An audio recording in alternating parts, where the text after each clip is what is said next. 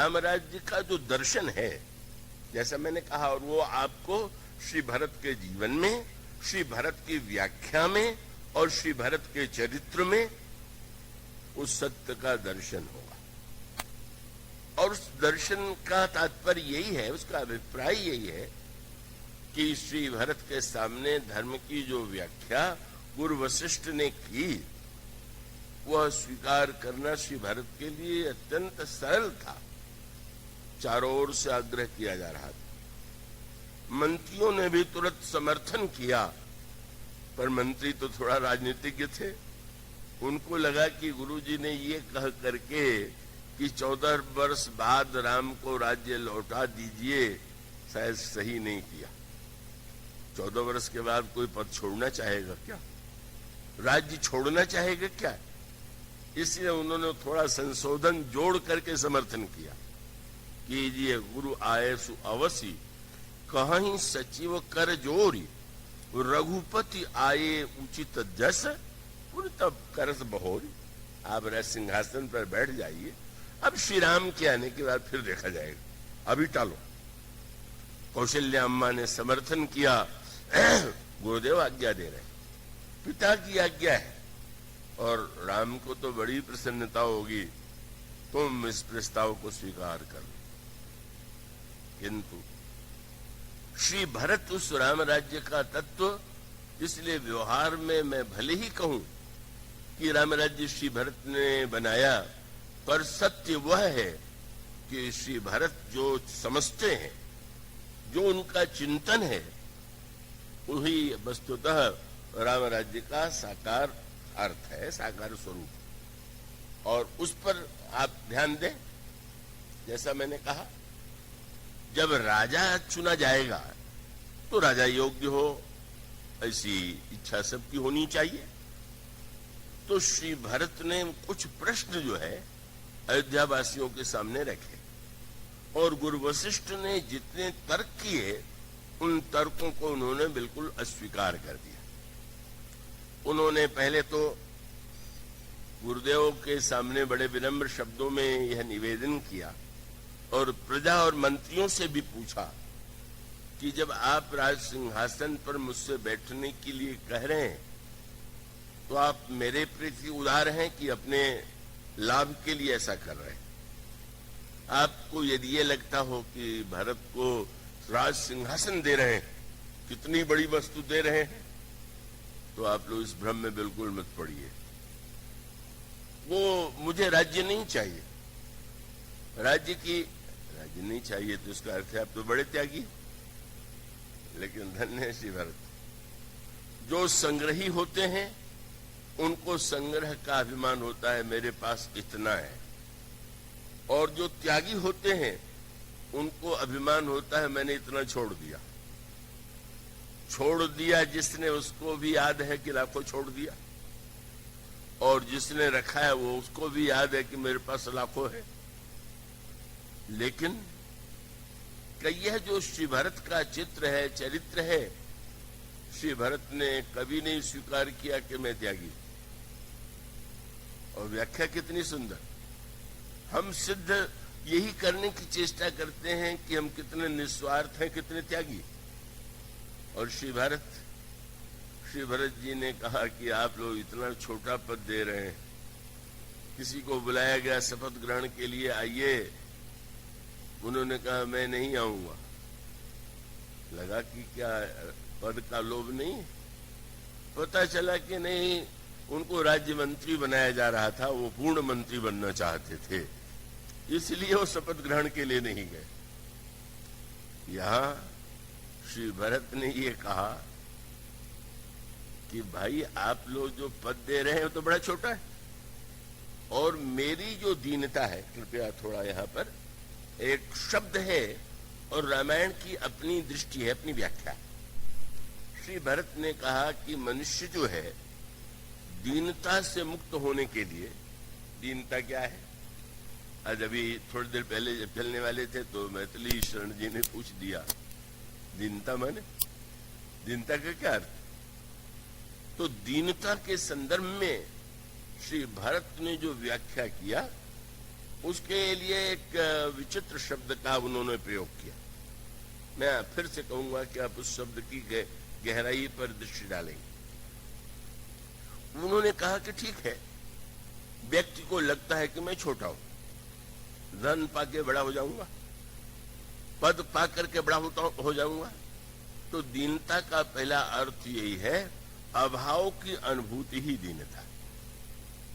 अब ये अभाव की अनुभूति कितनी अधिक है और उसकी पूर्ति हम कैसे करना चाहते हैं। कमी, अभाव का अनुभव, इसका अर्थ है कि व्यक्ति को लग रहा है कि ये मेरे पास नहीं है। एक व्यक्ति के पास धन है तो धन के बाद उसको अपने को धनी समझना चाहिए, पर उसको लगता है कि धन तो है पर नाम मेरा उतना नहीं है, मुझे कोई उपाधि नहीं मिली हुई है, मुझे कोई सम्मान नहीं मिला हुआ है। तो वस्तुतः दीनता का अर्थ है अभाव की अनुभूति। पर श्री भरत कहते हैं कि मेरी दीनता जो है वो दीनता ही नहीं है। क्या है? आप रामायण पढ़ते होंगे, मैं आपसे अनुरोध करूंगा कि आप नित्य नियम से पाठ किया करें। आप उसके अंतरंग अर्थों का आनंद ले सकेंगे जब उसमें एक एक शब्द के अर्थ पर आप दृष्टि डालेंगे। श्री भरत ने कहा, आपन दारुण दीनता, मेरी दीनता दारुण है। और उन्होंने यह कहा कि यह जो मेरी दीनता है वो अगर दीनता होती तो शायद अयोध्या के राजपद से मिट जाती, पर मेरी यह दारुण दीनता जो है वो तो राम पद से मिटेगी, राज्य पद से नहीं मिटेगी। उन्होंने कहा कि राज्य पद पाकर के आपन दारुण दीनता सबई कहूं समुझाए, देखे बिनु रघुवीर पद जी की जरन जाए। कितना बड़ा सूत्र है। बोले पद पाकर के अगर जलन बढ़ती जाए तो क्या पद मिला, पद पाकर के जलन शांत हो जाए। कितने व्यक्ति हैं कि जो दावा कर सकते हैं कि हमें वस्तु मिलने पर हमारे हृदय की ज्वाला शांत हो गई। हम आप सब मस्तुता व्यक्ति के सामने इस सत्य को, जिसको दारुण शब्द के द्वारा बताया गया, उसके गहराई पर विचार नहीं करते।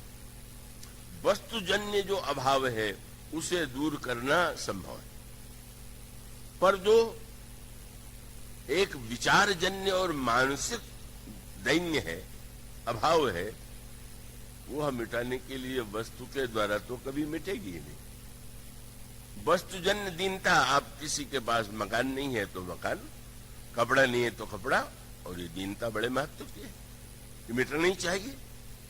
लेकिन वह दीनता जो बाहर की वस्तु के द्वारा मिट सकती है, वह दीनता है। पर पूरी दीनता जिसको भरत जी कहते हैं, यह दारुण दीनता, यह दारुण शब्द का अर्थ क्या है, दारुण दीनता किसे कहते हैं? और इसका उत्तर आपको गोस्वामी जी के रामायण के अंतिम पंक्ति में, अंतिम छंद में मिलेगा। वो क्या है? जब रामायण की पूरी रचना हो चुकी तो गोस्वामी जी से पूछा गया, इस रामायण से रामचरितमानस को हमें कितनी बार पढ़ना चाहिए? उनका पढ़ते रहो, गाते रहो, रामायण सुमरिए गाइए रामायण। फिर भी तो उन्होंने कहा कि वो तो 5 और 7 चौपाई भी बहुत। ऐसे लोग यहां भी होंगे जिन्होंने रामायण के नवाह पाठ बहुत किए होंगे, अनेक किए होंगे, और बड़ा अच्छा ये एक मनुष्य के जीवन की साधना है। लेकिन गोस्वामी जी कहते हैं कि रामायण की, रामचरितमानस की 5 और 7 जो चौपाइयां हैं, उतने से भी व्यक्ति का कल्याण हो सकता है। लेकिन एक शर्त लगा दिया उन्होंने, क्या? सतपंच चौपाई। इसको लेकर के बड़ा विवाद है, तर्क वितर्क है कि सतपंच माने क्या होता है। किसी ने कहा 7 × 5 = 35, किसी ने कहा नहीं 57, किसी ने 5000। गोस्वामी जी मेरी दृष्टि में तो यही कहते हैं कि 5-7 चौपाइयां। कोई कह सकता है हम तो पूरी रामायण पढ़ चुके, पर गोस्वामी जी ने कहा उसके साथ 2 बातें जोड़नी पड़ेगी। क्या? बोले सतपंच चौपाई मनोहर जानी। पहले उसको समझिए, जानिए कि है क्या, इस चौपाई में क्या कहा गया है, और जानने तक ही मत रुक जाइए। अगला वाक्य है सतपंच चौपाई मनोहर जान जे नर उरधर।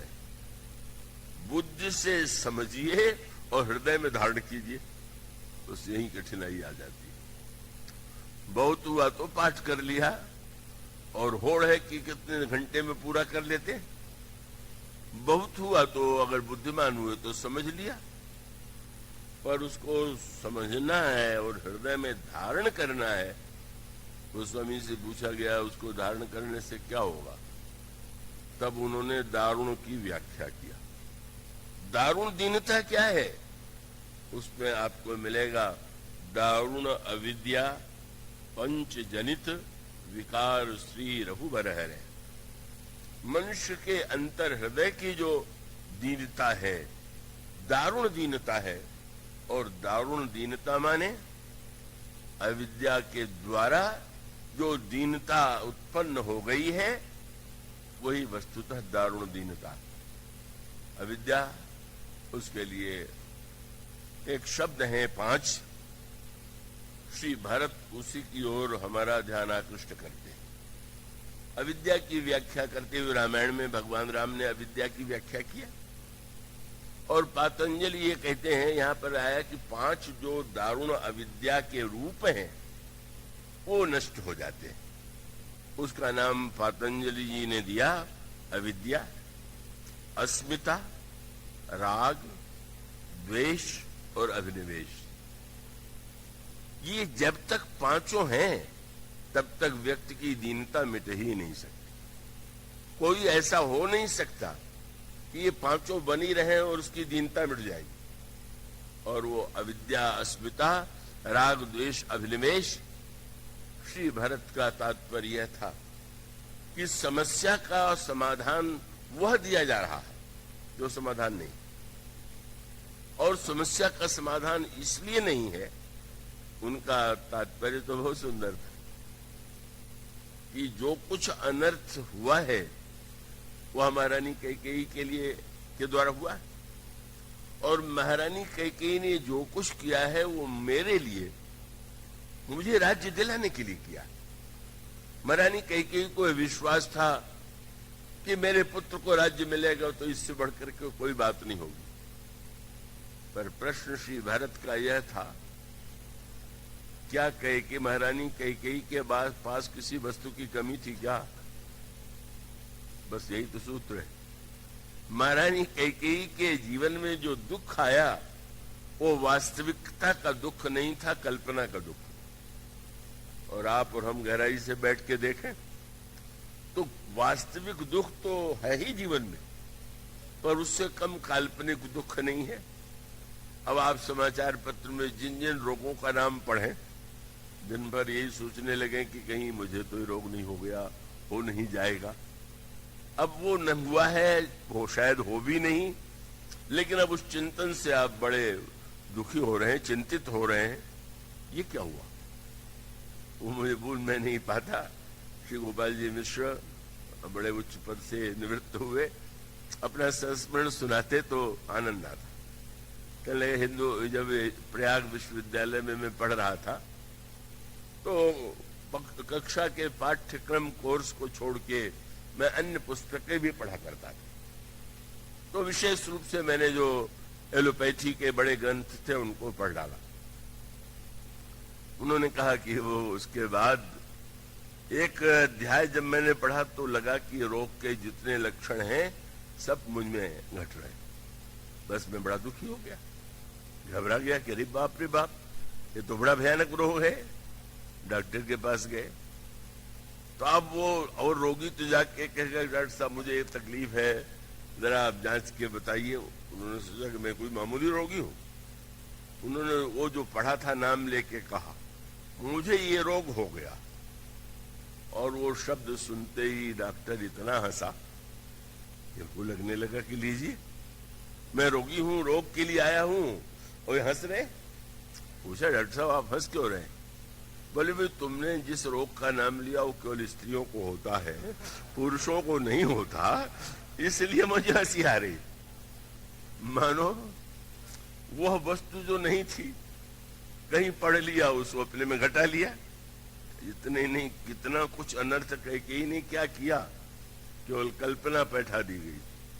भरत राम सिंहासन पर बैठेंगे, भरत कारागार में डालेंगे, अगर डाले जाएंगे तो मैं सौत की सेवा करनी पड़ेगी। यह जो कल्पना जन्य दुख है, उसके द्वारा उन्होंने इतना बड़ा अन्याय और इतना बड़ा अमंगल का सृजन किया कि उस अमंगल के कारण का भरत ने तो राज्य स्वीकार किया ही नहीं, अयोध्या पूरे दुख में डूब गई। मानो श्री भरत वह उत्तर देते हैं, अगर आप दीनता समाज की मिटाना चाहते हैं तो बाहर ही नहीं, जो भीतर दीन था, वो बताना चाहते हैं कि सारा जो कुछ हुआ है अयोध्या में वो दीनता के कारण हुआ, और वो दीनता अविद्याजन्य है। और आप देखेंगे तो आपको यही तो मिलेगा, यही तो अर्थ था। श्री भरत कहते हैं, आप लोग मेरे प्रति उदार बिल्कुल मत बनिए, आपके इस पद से मेरी समस्या का समाधान नहीं होगा, मेरी दीनता नहीं मिटेगी। और अगर आपको ये भ्रम हो कि आप सिंहासन पर बैठ करके मैं बड़ा योग्य राजा सिद्ध होऊंगा, तो आप देख लीजिए श्री गणेश, जिसके सिंहासन पर बैठने के लिए पिता को प्राण देना पड़ा हो, बड़े भाई को बन जाना पड़ा हो, मातृतुल्या सीता जी को बन बन भटकना पड़ा हो, इतने अन्याय से जो सिंहासन पर बैठेगा वह न्याय करेगा क्या? आप अपने को धोखे में मत डालिए, मुझे कोई भ्रम नहीं है, आप अपने को भ्रम में डाल रहे हैं। और उसका वह सूत्र तो वही है कि न्याय की बात तो कैसे हो सकती, अगर धर्म की बात तो कोई ऐसा होगा ही नहीं कि जिसके मुंह से न निकलती हो। पर अगर एक गिरोह डाका डाले, लूट ले, छीन ले, हत्या कर दे और जो कुछ लेकर के आवे और उसके बाद अगर वो कहने लगे कि ईमानदारी से बंटवारा होना चाहिए, तो कितना बढ़िया धर्म है। का डाका डालिए चाहे जैसे, पर बंटवारा तो धर्म से ही होना चाहिए। माने बंटवारा माने धर्म का बंटवारा, माने अपने स्वार्थ का बंटवारा। हम केवल केंद्र में स्वार्थ को स्वीकार कर रहे हैं। श्री भरत इसी भ्रम को तोड़ देते हैं। क्या पिताजी की आज्ञा की दुहाई दी जा रही है? क्या मां के महारानी कैकेयी के विषय में क्या कहा जा रहा है? कैसे पिताजी की आज्ञा है? मानो गुरुदेव को उन्होंने याद दिलाया। इस धोखे में कैसे हम पड़ गए हैं कि आपसे पिताजी मुहूर्त पूछने के लिए गए कि रामभद्र भैया को सिंहासन पर कब बैठा। आपने आदेश दिया, राज सिंहासन पर बैठाने का संकल्प उनके मन में था कि वो श्री राम को बैठावे, और अचानक जब आप कहते हैं कि वो तुम्हें राज्य देना चाहते थे, तो क्या ये सच है क्या? मानो उन्होंने कहा भीतर बैठ के देखिए। इसलिए तुलसीदास जी की विशेषता है, बड़ी सीधी रामायण और बड़ी कठिन। जब कैकेयी ने वरदान मांगा महाराज दशरथ से दोनों, तो गोस्वामी जी का दोहा क्या है? तो उन्होंने लिखा, कौने अवसर का भयऊ गयऊ नारी विश्वास, जोग सिद्धि फल समय जिमि जति ही अविद्यानाश। महाराज दशरथ की दशा ऐसी हो गई कि जैसे योगी अपनी साधना के चरम स्थिति में अविद्या के द्वारा नीचे गिरा दिया गया। मानो श्री भरत कहते हैं, यह अविद्या ही तो सने अनर्थों के मूल में। और अविद्या क्या है? भगवान राम से लक्ष्मण जी ने पूछ दिया, महाराज माया क्या? भगवान ने कहा माया के दो भेद, एक विद्या माया और एक अविद्या माया। और पूछा माया जो विद्या है वो दुखदाई नहीं, और अविद्या माया जो है एक दुष्ट अतिशय दुख रूपा, जा बस जीव परा भव कूपा। अविद्या महाराज जी कौन है वो दुष्ट माया? भगवान ने कहा केवल वो दो शब्द है, क्या? मैं और मोर तोर तय माया। यही बस कीने से जीव निकाया। अविद्या माने मैं और मेरा, तू और तेरा। आप सोच लीजिए, समाज में सारे अनर्थ का जो बाहर दिखाई दे रहा है उसका रूप चाहे जो, पर मूल क्या है? मैं और मेरा, तू और तेरा। मैं और तू का संघर्ष ही तो सारे संघर्षों के मूल में दिखाई दे रहा है। मानो श्री भरत का तात्पर्य था, क्यों किया महारानी कैकेयी ने ऐसा? इसीलिए किया कि उनका प्रबल संस्कार था, भरत मेरा पुत्र है और राम यह तो मेरी सौत कौशल्या का बेटा है। ऊपर से चाहे जो दिखाई दे रहा हो, और वह भेद ही मंथरा की कला यही थी कि वो कैकेयी की इस कमी को जानती है। कैकेयी की कमी जो है वो समझती है कि कैकेयी ऊपर से कुछ भी क्यों न कहें, पर पिता ने जिनके हृदय में संस्कार बीज डाला है वो ज्यों का त्यों, और इसीलिए सफल हो जाती है। क्योंकि वो मैं और तूपन ये शब्द से कहना सरल है, पर है बड़ा कठिन। ये मनुष्य के इसका अर्थ ही है कि उससे मुक्त होना तो एक बड़ी बात है। उसमें थोड़ा थोड़ा भी अगर व्यक्ति मेरे और तेरेपन की भावना से बच सके तो उसके जीवन में एक सही दिशा होगी। मानो तात्पर्य ये था कि महाराज ये प्रश्न नहीं था कि महाराज दशरथ ने वचन दिया और महारानी कैकेयी ने मांगा, बस सीधा सीधी व्याख्या की गई। सीधी सी व्याख्या यह थी कि सारा भेद मैं और मेरे, तू और तेरे, यह थी अविद्या। अस्मिता माने वह वस्तु स्वयं अपने आप को मान लेना जो स्वयं नहीं। राग का अर्थ आप जानते हैं, किसी से आपका राग हो गया, स्नेह हो गया, आपको जिससे राग हुआ उसमें कोई कमी नहीं दिखाई देती। द्वेष का अर्थ है सामने वाले जिससे आपका द्वेष हो गया उसमें आपको कमी ही कमी दिखाई देती है।